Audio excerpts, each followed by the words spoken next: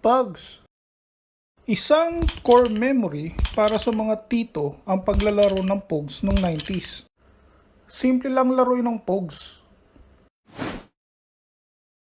Pagpapatungin nyo lang to, tapos gamit ang isa pang Pogs, ibabato mo to sa mga pinagpatong na Pogs.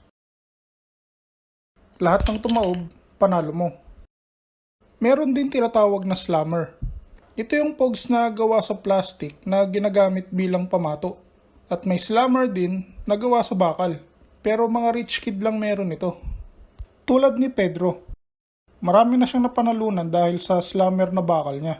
Kaya iniiwasan na siya ng ibang bata. Maliban sa akin. Tol, laro tayo! Tara!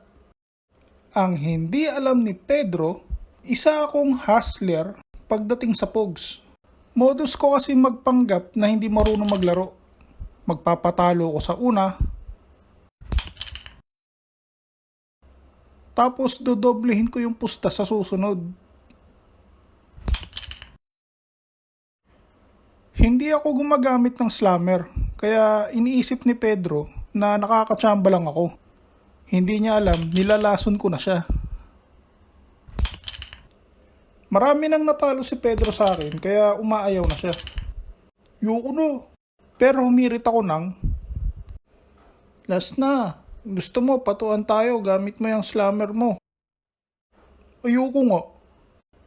Pusta ko pa 20 Pogs, saka 2 tira lang ako. 2 tira ka lang? Oo. Sige ba? Kampante si Pedro na hindi ko kaya patawbin yung bakal na slammer niya. Pero may sikreto ako. Kalahati pa lang ng lakas ko ang ginagamit ko. We made a choice, go fight against your fate. Pain will come with the blade. Pain will wake up the despondent crowd.